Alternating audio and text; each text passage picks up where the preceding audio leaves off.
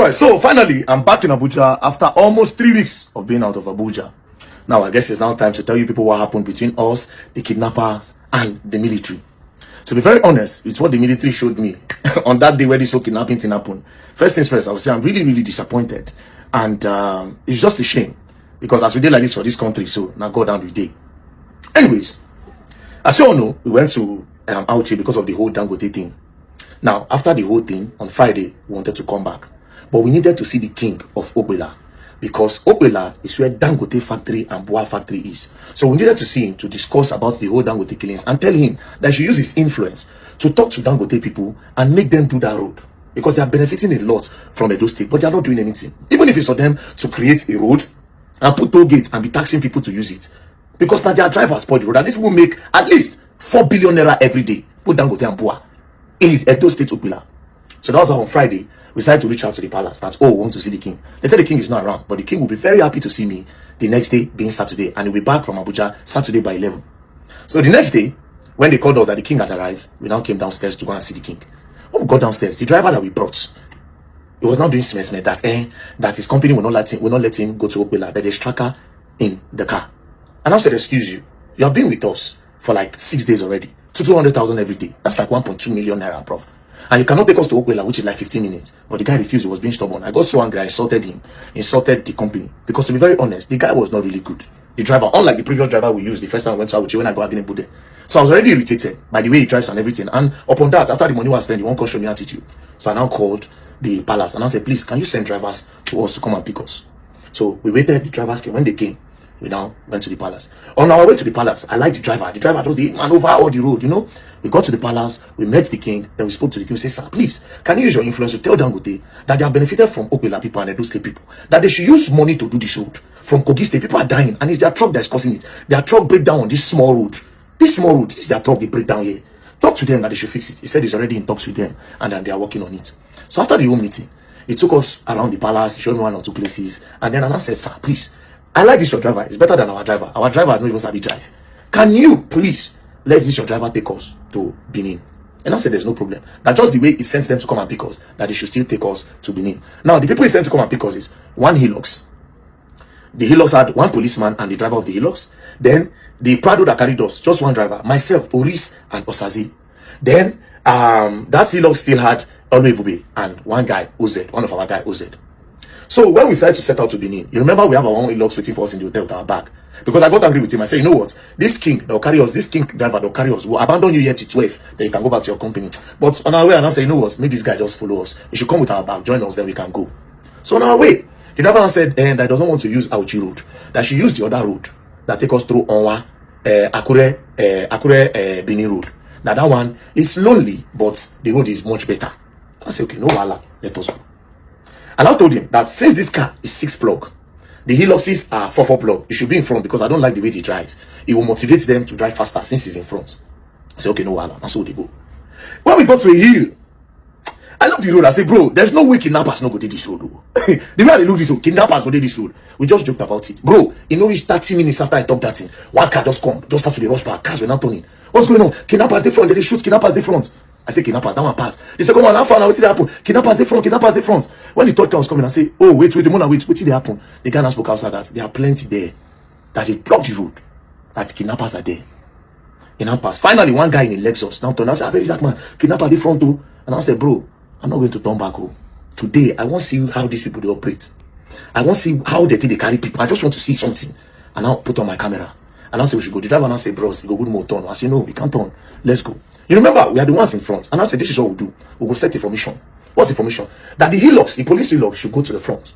With the siren, when it goes further small, it will drop bullets. Whatever thing that they are doing in front, when they hear the sound of siren and the sound of gun, their plans have already scattered. Now they will run away. Because they are the ones that will be more scared. Now them they do bad. Now we know they do bad. Now them will fear pass. So we arrange ourselves. The Hilux was in front. But the policeman, low-key, is still a shake. Oluebube was with them. From nowhere, they just park. Oluebube just stood. He was not trying to go back. I said, Oluebube, let's say the fear. We enter our car. Oluebube now entered our car. He was not telling us that let's say the driver has the fear. So that was why I was not shouting. I was not saying, because they had walkie-talkie. I said, tell them, they drop bullets, where they go.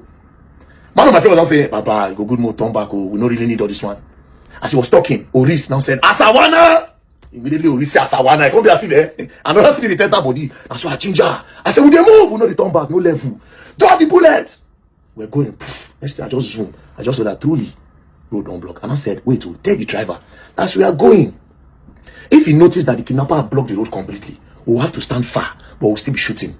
Now, whatever thing that they are doing, we'll spoil it like that. We'll distract them and they will not carry out whatever thing they want to carry out. But if there's a slim chance, it should bulldoze anything where the road, maybe bulldoze and more they go. That was how we say, okay, more they go. As we're going, boom, the guy will shoot. Thank God, everything has Samsung, so I can easily turn and face. You know, say it's an iPhone, you're going to need to use Snapchat. An iPhone, the lens no long. So as an Samsung, you can switch front and back at any time. So they go, boom, they go ginger, Oris the ginger. Now, the people behind us were still recording. Oris, the formation we did, Oris opened the side of the door and made it look like it was DSS because he opened the door, he shook his hand.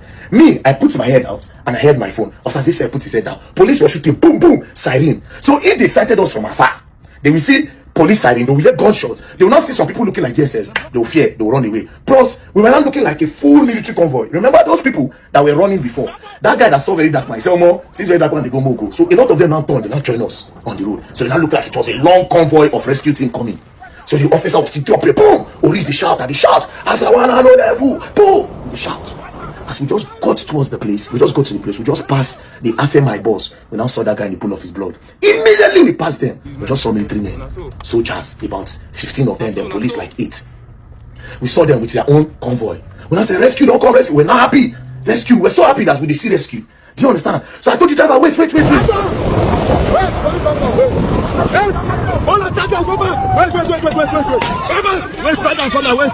But of course, we don't really pass danger. Why go wait? Do you understand? So as we're going, my spirit said, if these military people are rescued, obviously somebody will need to carry that guy dead body, or maybe still they're alive. That's why I say, turn. If I tell you, turn the car.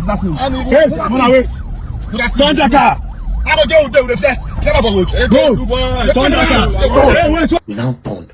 As we turned, and I noticed that those military people and their own convoy, they were not going further. They just stood one place. But the thing not still occurred to me, say, okay, what did they really happen? We now came down, we're now running. Poko, no level. With the ginger there, no level. Like, felt like all these people were rescue team, bro. That was how we now went back to the scene. As we go back to the scene, and I said, well, carry that guy. One of the healers was stopped. Push on.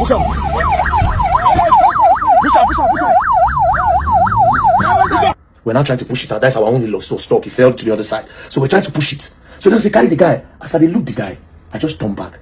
I noticed that those soldier men had already entered their own convoy. They passed. First one passed. Second one passed. Third one passed. As I turned, I didn't see any of them again. And we were now in the center of where everything happened. Bro, my spirit died. I didn't know it was us with one police that gave them that morale to actually move. Thought that they were a rescue team. So immediately they saw that the danger was cleared. You understand? They decided to pass like that. They just left us, boom, at the bad spot. The video, and I said, no, we can't leave him here. Then I said the guy was even alive. But now ginger, oh yeah, boom. One of the things that broke my heart more than the betrayal of the military. It was when one of those passengers in the other car came down to try to take video. Bro, social media don't finish us. Social media don't finish us. The guy tried to come and take video, bro. I had to say, I'll break your phone. No, let me carry the guy. I was like, we carried the guy. So carry the guy. We're going. I was so heartbroken.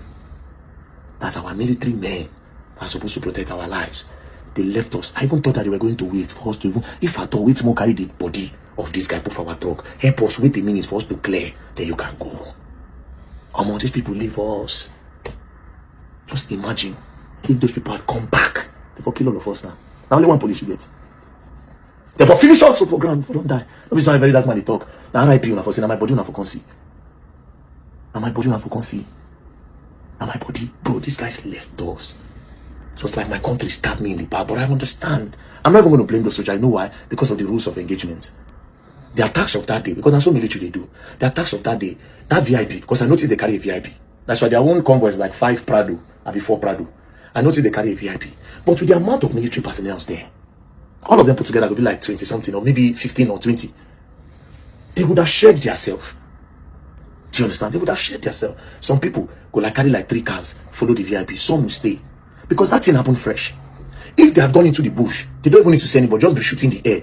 Those kidnappers will leave all those people run for their life. Because imagine packing everybody in the bus and you're walking with them and you're hearing sound of gun. They will leave everybody and run. Maybe they would have saved everybody that day. But those military, what they do? They leave.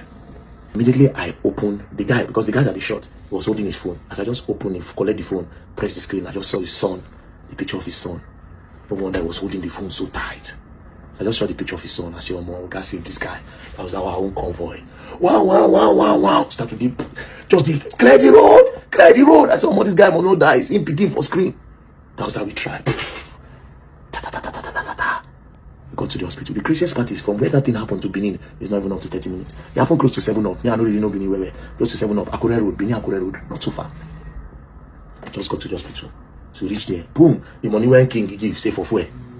Most use buy fuel. I just pack all of them. Say, take anything you want to do, make sure this guy stay alive. But guess what?